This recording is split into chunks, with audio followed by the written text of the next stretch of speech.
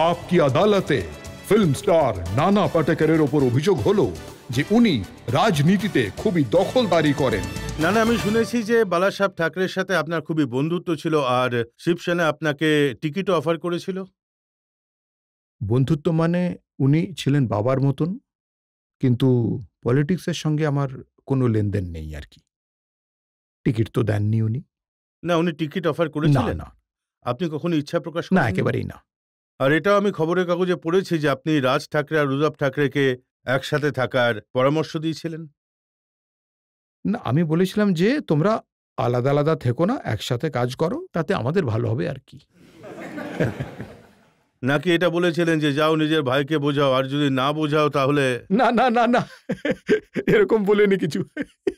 ওটা ফিল্মের জন্য আর কি। আর আন্না হাজারের সাথে আপনি দেখা করতে গেছিলেন যখন উনি তিহার জেলে ছিলেন? হ্যাঁ হ্যাঁ, অবশ্যই গেছিলাম। আন্না হাজারের আন্দোলনে আপনি অংশ নিয়েছিলেন? একদমই না, তাহলে আপনি কি জন্য শুধু গেছিলেন? দেখা করতে গেছিলাম। আমি বললাম অনশন করবেন না, আপনার স্বাস্থ্য ভালো নেই। তো হ্যাঁ, ওনার স্বাস্থ্য সে সময় ভালো ছিল না। তাই আমি বললাম যদি না করেন তাহলে ভালো হয়, কারণ আপনার মতো মানুষকে দরকার যারা প্রশ্ন তুলবেন। সমাজের জন্য আপনাকে আমাদের প্রয়োজন। হ্যাঁ, আপনার যদি কিছু হয়ে যায় তাহলে কিন্তু ভালো হবে না। আপনি অনশন করবেন না। এই জন্য মানুষ আন্দাজ করে যে নানা পাটেকর হয়তো রাজনীতিতে আসতে চান। শরদ অথবা পাওয়ার বাবু আমার ভালো, মানে আমি ওনাকে চিনি আর কি। সোনিয়া ম্যাডামের সঙ্গে আমার মানে ভালো বন্ধুত্ব আছে। আপনি যার নামই নেবেন তাদের সঙ্গে সবার সঙ্গেই ভালো পরিচিতি রয়েছে আমার। কারণটা হলো যে এটা আজ পর্যন্ত ওনাদের কারো কাছে আমি কিছু চাইনি। যেদিন আপনি কিছু চাইবেন সেদিনই বন্ধুত্ব শেষ হয়ে যাবে। আপনি বলেছেন হিন্দু মুসলিমের মধ্যে তফাৎ করেন না, কিন্তু যখন উত্তর ভারতীয়দের মহারাষ্ট্রে পেটানো হয় তখন আপনি সরাসরি সামনে আসেন না কেন? আপনার সবসময় তার আগেনস্টেই হয়। আমি সবসময় বলেছি আমি না তো কোনো একে তো আমার তো কোনো মানে অধিকারই নেই যে আমি একজন মহারাষ্ট্রিয়ান, একজন বিহারি বা আমি দিল্লির, কারণ আমি হলাম একজন শিল্পী। সব জায়গা থেকে আমার খাবারের যোগান আসে, তাই আমার অধিকার নেই এসব বলার। আমি শুধু একজন শিল্পী। স্যার আপনি বলেছেন আপনি নিউজপেপার পড়েন না। স্যার আপনি বলেছেন আপনি নিউজপেপার পড়েন না। আপনি এনাকে আগে বলতে দিন। আমি একদমই এটা মানি না। যে কোনো জায়গায় গিয়ে খাবার জোগাড় করার অধিকার আছে আমার। এমনিতেই বিহার থেকেও তো আমার খাবারের জোগাড় আসে। শুধু একটাই যে আমি যেখানেই যাই সেখানকার নিয়ম নীতি আমার মানা উচিত। আমি যদি বিহারে যাই বা আমি কর্ণাটকে গেলে তো নেনে হেসরে এনু, এটা আমি বলি। সেখানকার ভাষা আমি শেখার চেষ্টা করছি। আমি পাঞ্জাবে গেলে ওই ইউ মেরে নাল পাঞ্জাবি বিচ গল কর রে, সে তো আমার মানে আমার এমন মনে হয় যে যেখানেই যাই এটা অত্যন্ত জরুরি নয় বা জবরদস্তিও নয়, কিন্তু সেখানকার ভাষা শিখলে পরে অনেক সুবিধে হয় আর কি, কমিউনিকেট করার আর কি। আমি জানি ভাই যে মানে রজত মারাঠি নয়, কিন্তু মানে একটু ভাঙা ভাঙাই হোক।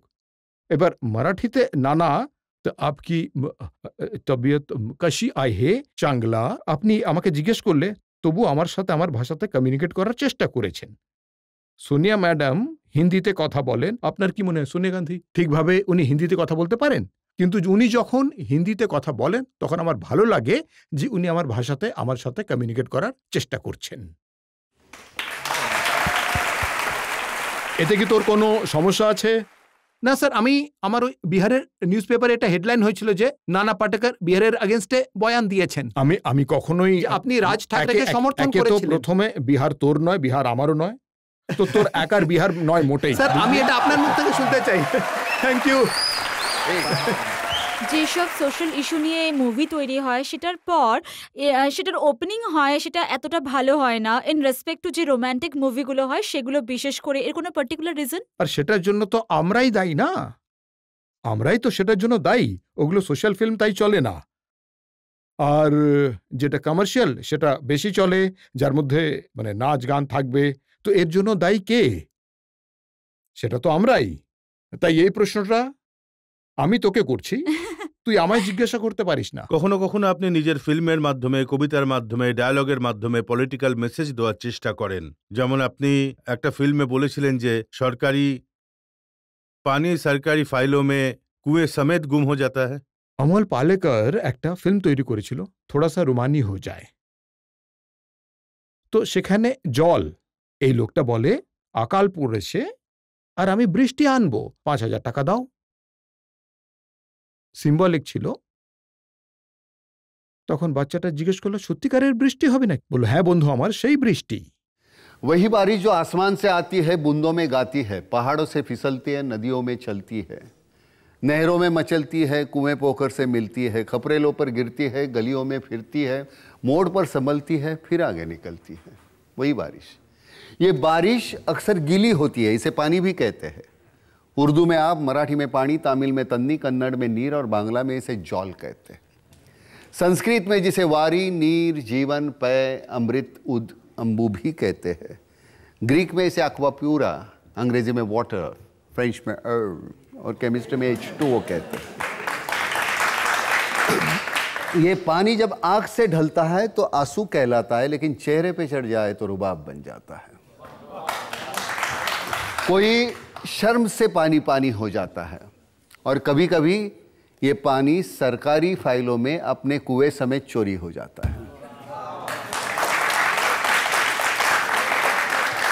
पानी तो पानी है, पानी जिंदगानी है, इसलिए जब रूह की नदी सूखी हो, मन का हिरन प्यासा हो, दिमाग में लगी हो आग और प्यार की गागर खाली हो, तब मैं हमेशा ये बारिश नाम का गीला पानी लेने की राय देता हूँ। मेरी मानिए तो ये बारिश खरीदी है, सस्ती सुंदर टिकाऊ बारिश, सिर्फ 5,000 रुपए में। इससे कम में कोई दे तो चोर की सजा हो, मेरी आपकी जूती सिर पर मेरी बारिश खरीदी है।